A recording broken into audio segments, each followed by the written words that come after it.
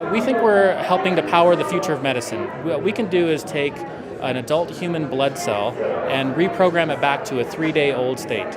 So we can turn your blood cells into a 3-day-old cell, and then from there we can differentiate that cell into any tissue of your body. And that's the core technology. And some of the most fascinating parts of that is if we were to take your cells and grow your heart tissue out of that, they would beat with the same rhythm as your heart outside your body in a petri dish. And so that's the base technology that we're actually developing, and it's classified as regenerative medicine. We're a biotechnology company. I go around telling everybody I think this space is just like the internet was in 1993. So just like in 1993, I was at my nerdy computer, dialed up to a telnet service and a bulletin board system.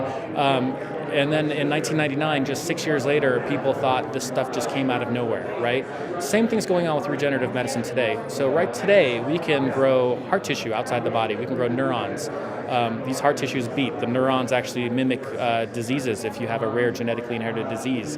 And in Japan, there's about 500 clinical trials going on right now where they're taking these engineered tissues and trying to figure out how do they build therapies for these things. So in 6 to 8 years, the idea that you're going to have a damaged heart, a broken spine, macular degeneration in your eye, scars from cosmetic surgeries, that's going to be as alien as not having an iPhone or a smartphone today. So I think that's where the applications are going. But today, the applications we're doing outside the body screening. So when we grow these heart tissues, like I said, they beat. It's really crazy to see in the lab. When they're beating, they actually recapitulate diseases from rare genetically inherited disease patients. So we have a series of patients that have long QT syndrome or hypertrophic cardiomyopathy or other cardiac disorders that are inherited, and we can actually measure their arrhythmias outside their body, and then we can actually test different drugs or see what's toxic, see what therapies may work for that individual patient without actually doing it to a person.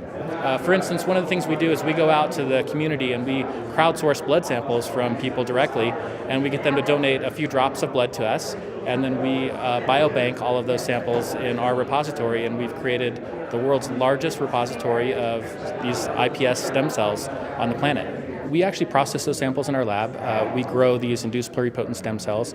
We cryopreserve batches of these cells, and just like in the software world, we have an offsite backup. So we split the samples and make sure there's samples split and saved in other places. So it's very analogous to what you would do with software.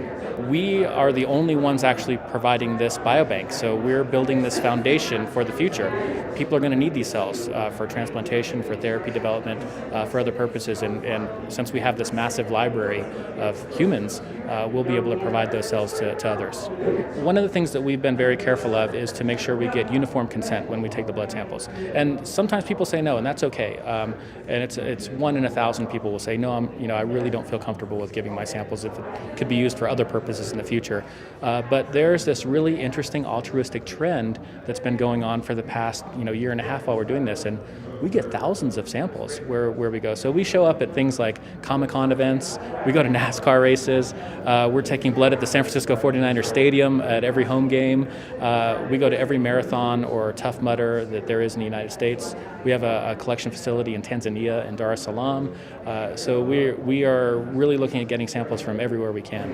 And then also we're looking at individual diseases. So for instance, diseases like Parkinson's disease or neurologic disorders, we can actually plate out hundreds of patients with these diseases, different patients, onto a petri dish, little high throughput plates, and then pharma companies or biotech companies can test their drugs against real patients instead of against animal models that may or may not work.